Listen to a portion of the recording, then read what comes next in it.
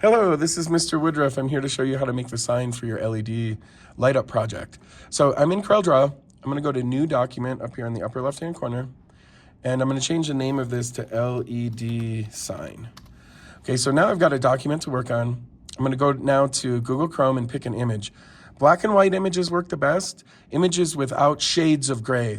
I'm going to pick this image here. Notice in my search I did Wayne, Bugnish, black and white. There's definitely gray in this image.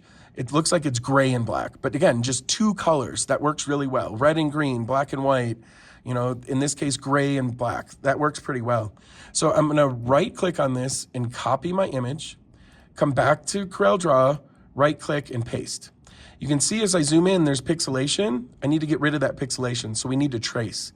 I'm gonna right click and click on quick trace and see if that works. Worked pretty well, except I lost the inside of my eyeballs. So I don't want that, but if your quick trace works, you're good. You can move on to the next step. I'm gonna delete this trace, so I'm gonna click on this and hit delete, and I'm gonna try this again. I'm gonna right click, and I'm gonna go to outline trace. And then I'm gonna go to low quality image.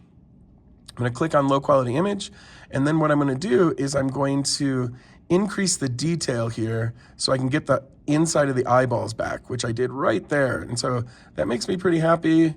Yeah, I'm just happy because I got the detail back in the eyes. I click OK, and now my trace is on top of my original. So I want to drag the trace to the side, click on the original behind it, and delete it. Now, I don't love that this is gray and black. However, it actually should be okay for the laser when we get over there. However, I could also get rid of these grays. Let me try to get rid of the grays anyway. I haven't tried this yet. So I'm gonna right click and ungroup all, and I'm gonna left click off of my image. Now I can pull parts away from my image, and that's great. I just got rid of all of that gray background. That's awesome, because I didn't really want the gray background. So I'm gonna delete that gray background. I'm just gonna make sure it's not pixelated. It's not. And I'm gonna do the same thing for the inside of the crown. And this gray right here, I'm just gonna click on these and get rid of them, delete them. This is gonna work for a lot of you, but I'm just gonna try to get to straight black and white image. Okay, that looks pretty great for me, for what I want, okay? So, yeah, that looks good. So now I'm gonna do a box drag selection, a big box to select everything. I'm gonna hover my mouse over part of my image, right click, and group this back together. If by accident, after you ungroup this, oh, sorry, let me ungroup this again. Let me ungroup this all. Let's say you accidentally delete something, you can always hit Control-Z on your keyboard to go back. What else do I want to say here? Oh, sometimes if I go back far enough here, and some of you, maybe you can't delete that gray, but you can always change the color. Over here on the left-hand side, there's a fill tool. It looks like a paint bucket. I can click on that and go into the menu and go down to color. And what I could do is use this eyedropper and select black or select white, and then click fill and outline, and I can change it to white if I want. For my particular image, I actually want to delete that thing. And so I'm going to delete those. Big box drag selection, hover my mouse over part of my image, right click, and group it all back together. Now this will work really well for the laser. I'm just gonna make this a little bit smaller by dragging a corner. And what I need to put around here now is a frame for my cutout, for my LED sign. So I'm gonna use the rectangle tool, and I'm gonna draw a rectangle around this.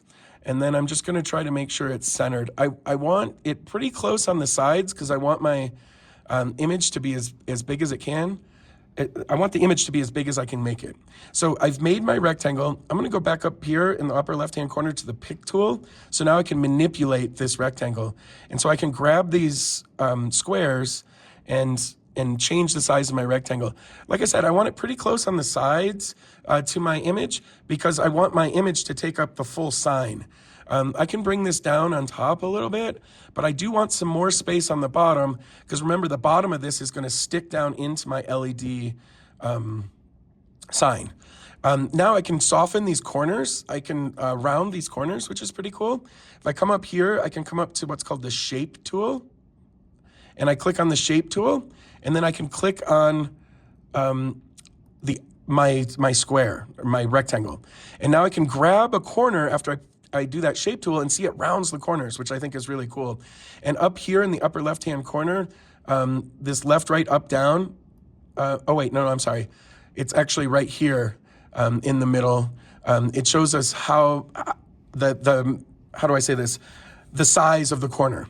I've experimented with this a little bit, and 0.375 works pretty well. So 0.375, and boom, I've got my piece. So I'm gonna go back to the pick tool, and I'm just gonna size this for my LED light up box. And so I'm gonna highlight the whole thing.